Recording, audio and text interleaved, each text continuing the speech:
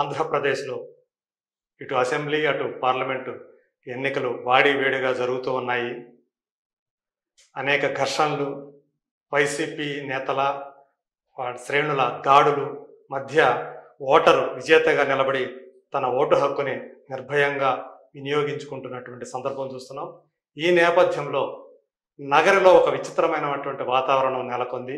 అక్కడ వైకాపా అభ్యర్థి నటి రోజా తనను ఓడించడానికి వైసీపీ నాయకులే ప్రయత్నిస్తున్నారు, సైకిల్ గుర్తుకి ఓటు వేయమని చెప్పేసి వాళ్ళు ప్రచారం చేస్తున్నారు అంటూ ఆమె తెలియజేయటం అనేది, మైకు ముందు తెలియజేయటం, మీడియాకి తెలియజేయటం అనేది సర్వత్రా చర్చనీయాంశమైంది.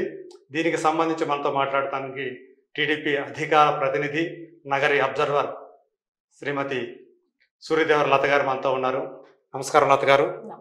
సో చూస్తున్నాము, ఆమె వీడియో చూసాము. ఆమె చెప్పినటువంటి తనని స్థానిక K J Kumar, ex municipal vice chairman Nagari, ఆయన తనను ఓడించడానికి ఇంటింటికి తిరిగి ప్రచారం చేస్తున్నారని కూడా ఆమె ఆరోపిస్తున్నారు. దీనికి సంబంధించి మీరేమంటారు? ఎందుకు ఆమె ఈ ఆరోపణ చేస్తున్నారంటారు?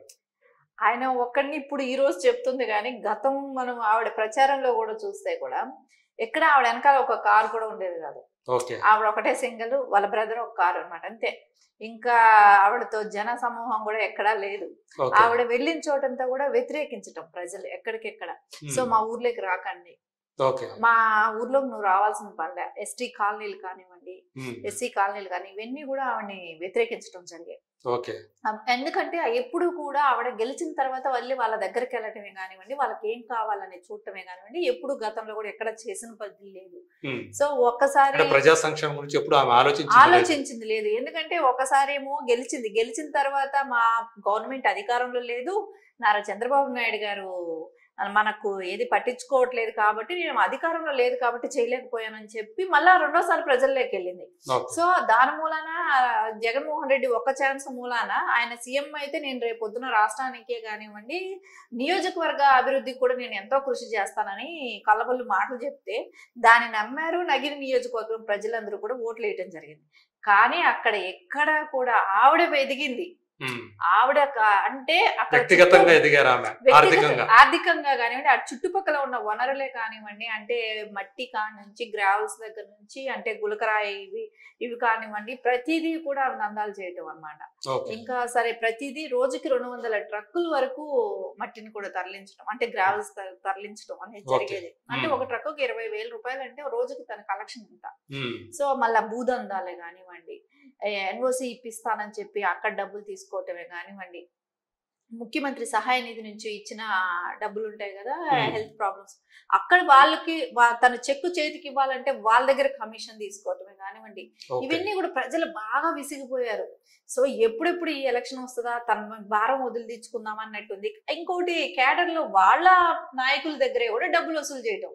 సో నీకు ఈ పోస్ట్ ఇప్పిస్తా, ఆ పోస్ట్ ఇప్పిస్తానని చెప్పటం, డబ్బులు వసూలు చేయటం, తర్వాత వాళ్ళకి పోస్టులని వెళ్ళి అడిగితే వాళ్ళని తిట్టడం, వాళ్ళ మీద తిప్పి కేసులు పెడతానంటాం. సో దాంతో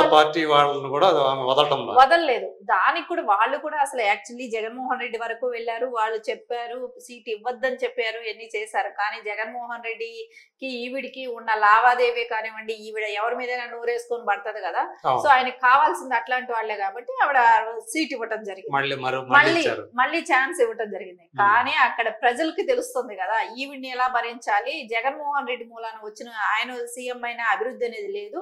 సో రేపు పొద్దున ఉద్యోగాలే కానివ్వండి, సొంత పార్టీ నేతల్లోనే వ్యతిరేకత ఎక్కువ అయిపోయింది. సో వాళ్ళైతే గత వారం క్రితం వరకు కూడా పార్టీలో టీడీపీలో జాయిన్ అవ్వటమే, నగరి స్థానికంగా ఉన్న లీడర్లు అందరూ కూడా జాయిన్ అవటం జరిగింది.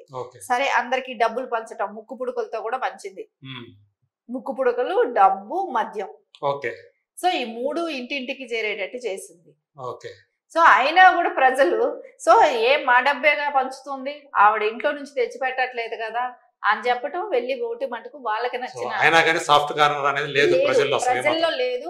వాళ్ళ నాయకులు ఎవరైతే ఉన్నారో వాళ్ళు కూడా టీడీపీకి ఓటేయండి, టీడీపీ గెలిస్తేనే భవిష్యత్తు బాగుంటది అనేది వాళ్ళకి స్పష్టంగా ఒక అవగాహనకు వచ్చేసారు అక్కడ. సో అందుకే ఈ రోజు రేపు ఎప్పటికైనా ఆవిడ ఓడిపోయేది అంటే ఫస్ట్ డిక్లేర్ అయ్యే సీట్ కూడా అదే అవుతుంది. ఎందుకంటే ఈవిడైతే ఓడిపోవటం అనేది కన్ఫర్మ్ అనేది గతంగా తెలిసిన విషయమే. కానీ ఈ రోజు తనంతట తన బయటపడిపోయింది. అంటే తను ఓడిపోయిందంటే తన పార్టీ వాళ్ళే ఓడిపోయాను అని చెప్పేసి జనాల్లోకి అలాంటి ఫీలింగ్ తీసుకెళ్ళడం కోసం మెసేజ్ అదే చేయటానికి కోసం నాకు పార్టీ వాళ్ళ అంటే తనది ఎప్పుడు ఓడిపోయినా చెప్పే రీజన్ ఒకటే. తెలుగుదేశంలో కూడా గతంలో ఓడిపోయినప్పుడు పార్టీ మీద నిందేయటం, కేడర్ మీద నిందేయటం అనేది గతంలో మనం చూసాం కాబట్టి రేపు పొద్దున ఇప్పటి నుంచే బిల్డ్ చేసుకుంటుంది. సో అలా చెప్పడానికి ప్రిపేర్ అయిపోయింది. ప్రత్యేకించి కేజే కుమార్ పేరు ఆమె ప్రస్తావిస్తున్నారు. కేజే కుమార్ పేరు ప్రస్తావించడం అంటే ఈ రోజు ఇష్యూ వరకు. సో గతంలో ఇష్యూస్ చూసుకుంటే సో ఒక్కొక్క మండల అధ్యక్షుడి పైన సో మండలాధ్యక్షులే కానివ్వండి, అక్కడ కార్పొరేటర్ల మీదే కానివ్వండి, ప్రతి వాళ్ళ మీద కూడా అలిగేషన్స్, ప్రతి వాళ్ళతోనూ గొడవలే. సో వాళ్ళు ఏమైనా ఎదిరిస్తే మీ మీద కేసులు పెడతాం, మీరు ఆ కేసుల నుంచి బయట రావాలంటే ఇబ్బంది పడతారని సొంత పార్టీ వ్యక్తుల మీద కూడా అలాంటి ప్రయోగాలు చేసింది. కాబట్టి వాళ్ళు ఎలక్షన్ కోసం వెయిట్ చేశారు. సో ఎలక్షన్ వచ్చింది. సో ఇప్పుడు బుద్ధి చెప్పడానికి ప్రిపేర్ అయిపోయారు.